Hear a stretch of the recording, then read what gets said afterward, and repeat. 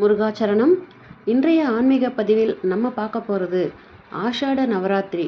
வருகின்ற ஜூலை மாதம் 15ஆம் தேதி பிரதமை திதியில் தொடங்கி வருகின்ற ஜூலை மாதம் 23ஆம் தேதி வரை இந்த ஆஷாட நவராத்திரி குப்த நவராத்திரி விரதம் இருக்கின்றது.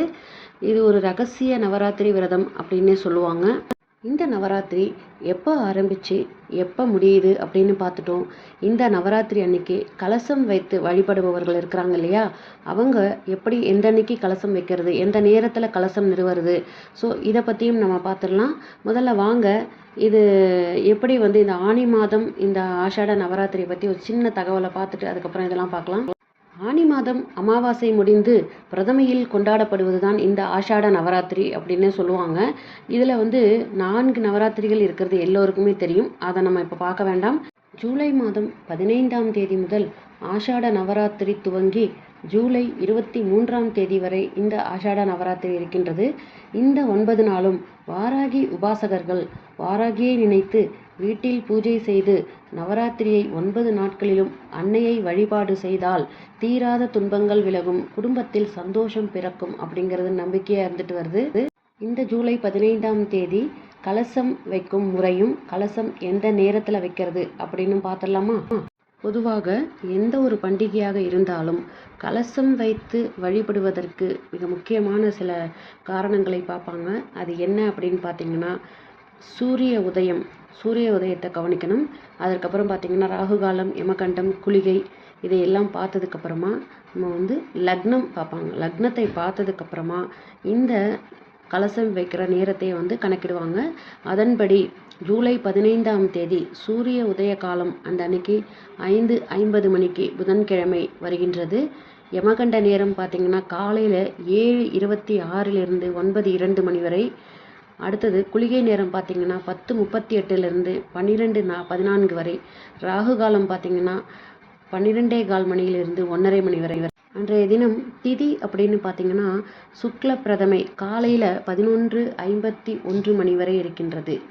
அதனால் இந்த ஆஷாட நவராத்திரிக்கு கலச ஸ்தாபனத்திற்கு மிகச்சிறந்த நேரம் அப்படின்னு பார்த்திங்கன்னா காலையில் 5:55 மணி முதல் 7:20 மணி வரை இருக்கும். இந்த நேரத்தில் நீங்கள் கலசஸ்தாபனம் செய்யலாம் அல்லது பிரம்ம முகூர்த்த நேரத்திலும் செய்து கொள்ளலாம். சூரிய உதயத்திற்கு அதுக்கப்புறமான ஒரு சிறந்த நேரம் தான் நான் இப்போ சொல்லியிருக்கிற நேரம். முடிந்தவரை இந்த நேரத்தில் கலசஸ்தாபனம் செய்வது மிகச்சிறந்த பலன்களை கொடுக்கும். கலசம் வைத்த உடனே விநாயகர் பூஜையை செய்து கொள்ளுங்கள். அதுக்கப்புறம் பார்த்திங்கன்னா சங்கல்பம் கலச ஆவாகனம் செஞ்சுக்கோங்க.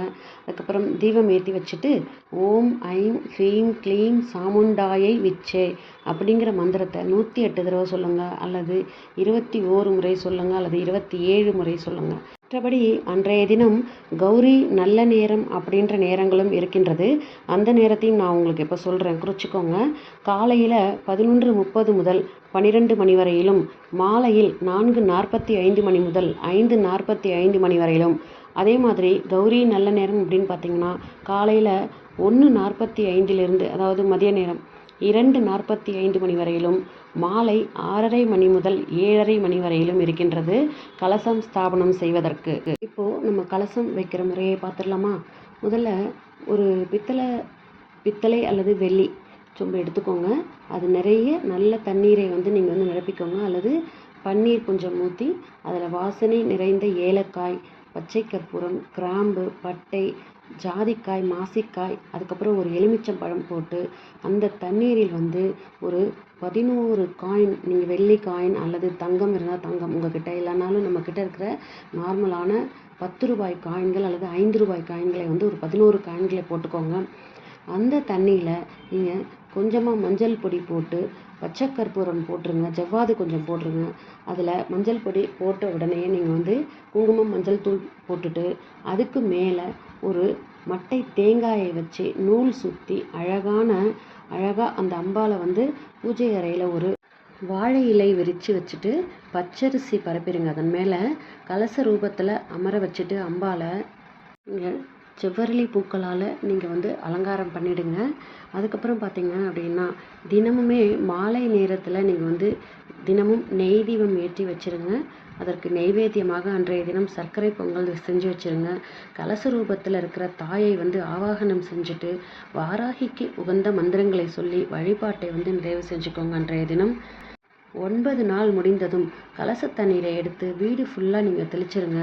மீதி இருக்கிற தண்ணீரை கால்படாத இடத்துலையோ செடியிலையோ இதிலையோ ஊற்றி நிறைவு பண்ணிக்கோங்க. அந்த விரதத்தை வாய்ப்பு இருக்கிறவங்க இதை செய்யுங்க.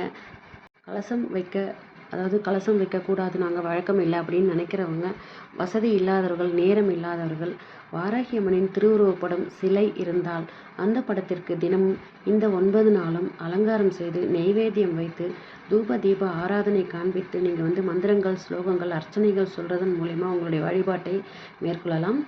எங்களோட வீட்டில் வாராகி அம்மன் படம் இல்லை, சிலை இல்லை, மனசார மட்டும்தான் வாராகி தாயை நாங்கள் நினைக்கிறோம் அப்படின்னு நினைக்கிறீங்களா? தினமும் மாலை நேரத்தில் 6:30 மணிக்கு மேல் பூஜை அறையில் நெய் தீபங்கள் ஏற்றி வச்சுருங்க. நெய் முடியலைன்னா நல்லெண்ணெய் தீபம் ஏற்றி வச்சுட்டு ஏதாவது ஒரு நெய்வேத்தியம் வச்சுருங்க. வாராகி அன்னை அந்த தீபச்சுடர் ரூபத்தில் நீங்கள் வைத்த நெய்வேத்தியத்தை நீங்கள் ஏற்றுக்கணும்னு சொல்லி மனசார வேண்டி கேட்டுக்கோங்க. கண்டிப்பாக வாராகி அன்னை ஏற்றுக்கொள்வாள். கொஞ்சம் உதிரி புஷ்பங்களை எடுத்துக்கிட்டு பூஜை அறையில் வச்சுட்டு ஏதாவது ஒரு அம்பாள் தெய்வத்திற்கு முன்னாடி அர்ச்சனை செஞ்சுக்கோங்க.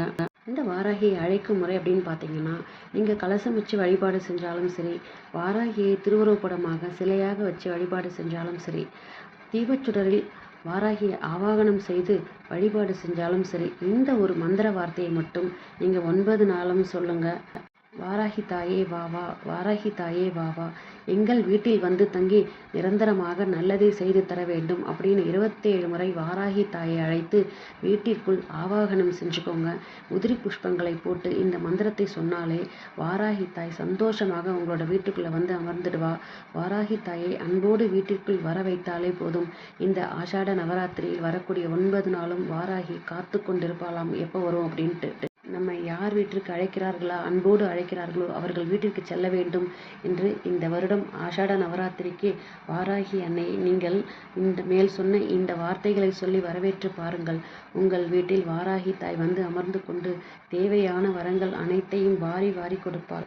இந்த ஆஷாட நவராத்திரியின் 9 நாட்களும் நம்ம சொல்ல வேண்டிய மந்திரங்கள் என்ன அப்படின்னு பார்த்தீங்கன்னா, அர்ச்சனை செய்து கொண்டே சொல்ல வேண்டிய மந்திரங்கள் ஓம் ஐம் ஹ்ரீம் க்ரீம் வாராகியை நமக. மறுபடியும் சொல்கிறேன், ஓம் ஐம் ஹ்ரீம் ஸ்ரீம் வாராகியை நமக. இந்த மந்திரத்தை நீங்கள் 9 தடவையோ 27 தடவையோ அல்லது 108 தடவையோ நீங்கள் இந்த ஆஷாட நவராத்திரியின் 9 நாட்களிலும் காலையிலும் மாலையிலும் ஜபிக்கலாம். இந்த மாதிரி நம்ம பூஜை செய்கிறதால வாராகி அம்மனின் அருள் மற்றும் பாதுகாப்பு நமக்கு கிடைக்கும். வாராகி அம்மன் அருளால் சகல சௌபாகியங்களும் நமக்கு கிடைக்கும் அப்படிங்கிற நல்ல தகவலோட இன்றைய ஆன்மீக தகவலை நான் முடிச்சுக்கிறேன். மற்றும் ஒரு ஆன்மீக தகவல் பகுதியில் சந்திக்கிறேன். இந்த பதிவு பிடிச்சிருந்ததுன்னா இந்த பதிவுக்கு ஒரு லைக் கொடுத்துட்டு உங்கள் ஃப்ரெண்ட்ஸ் அண்ட் ஃபேமிலிக்கு ஷேர் பண்ணி பாருங்கள். மீண்டும் வாராகி அம்மனின் ஆஷாட நவராத்திரியின் அடுத்த பதிவில் சந்திக்கிறேன். நன்றி, வணக்கம். வெற்றிவேல் முருகனுக்கு அரோகரா.